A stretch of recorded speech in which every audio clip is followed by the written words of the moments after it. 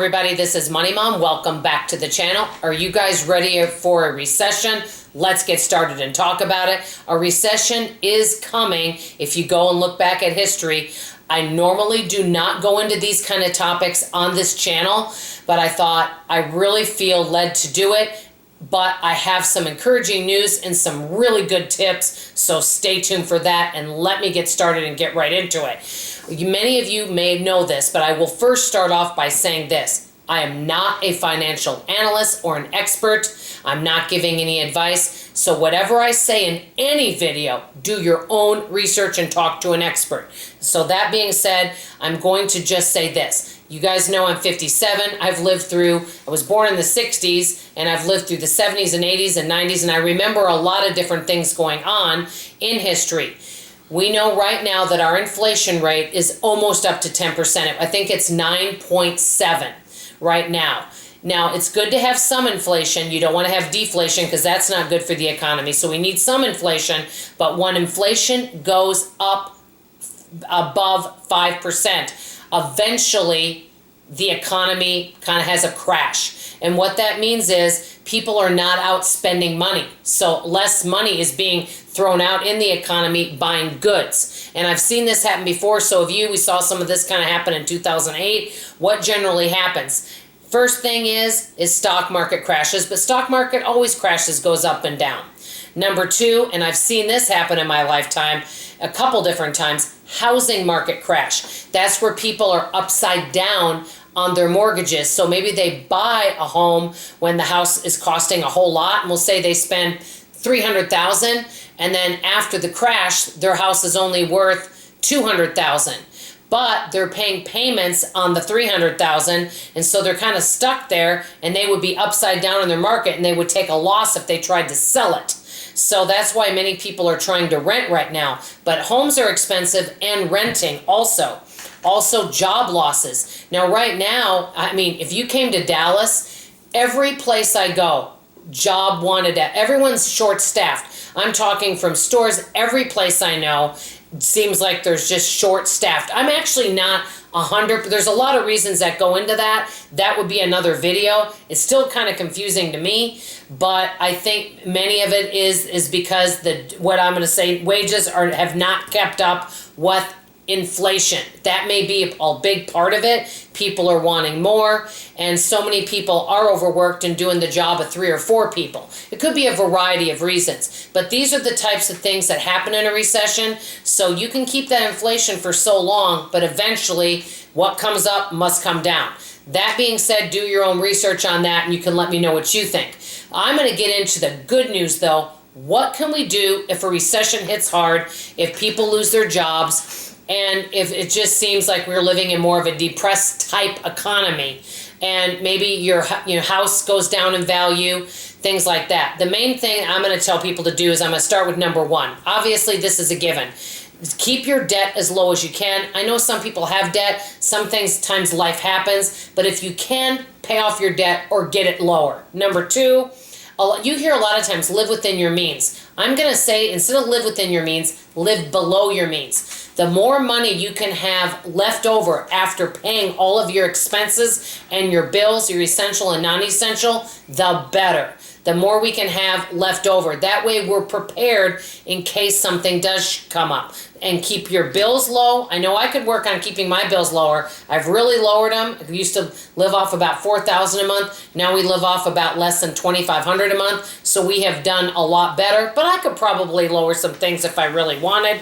Live below your means. Keep your bills and expenses lower. Number 3, obviously we've talked about this before. Have some type of emergency savings. Number 4, stock up on essential items that you know you're going to use. And that even includes shoes and things like that. Example, I bought 2 nightgowns this year. Next time, if I were to buy maybe a pair of shoes, I might buy 2 pair. I did that for my husband once because they were buy one, get one half off. So stock up on essential items that you know you're going to use and that they're not going to expire. Number 5, this is my biggest tip.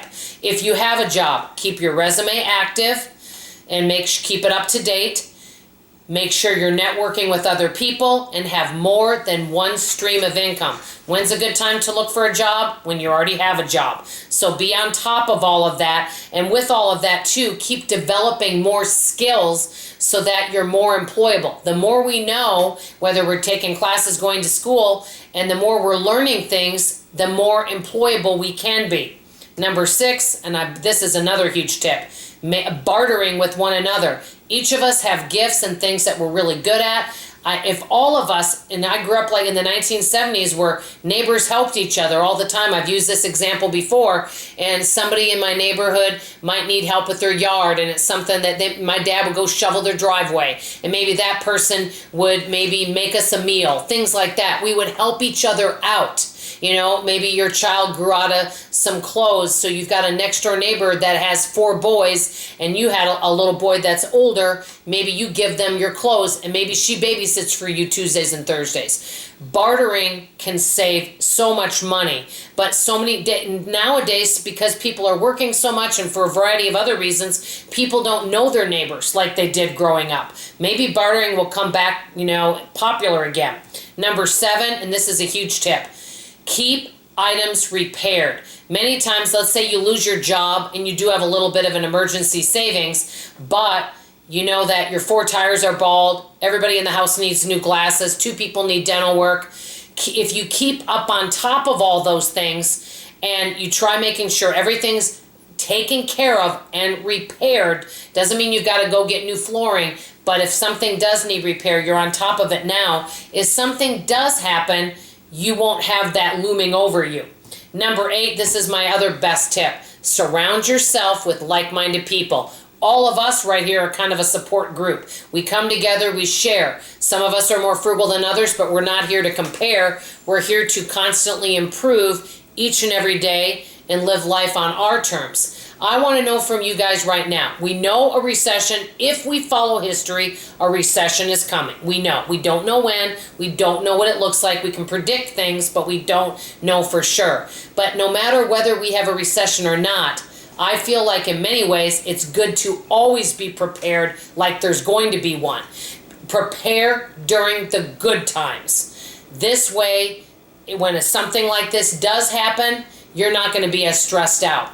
Because I always tell you guys this, there's always ways to make money, there's always ways to save money. And I'm going to continue saying that. We have choices and we have the power to make good money decisions. Let me know in the comments below what you guys think.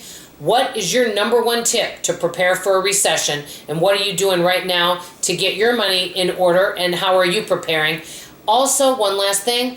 Many of you know this, that I've been on YouTube close to 5 years. After you're done watching this video, I've got tons of other money and budgeting videos. Hang out for a little bit, see if any of the videos interest you or resonate with you, what's going on in your life, and just hang out on YouTube for a bit. That's all I have to say for now. I love you, I appreciate you, and I'll see you on tomorrow morning's video. Bye-bye.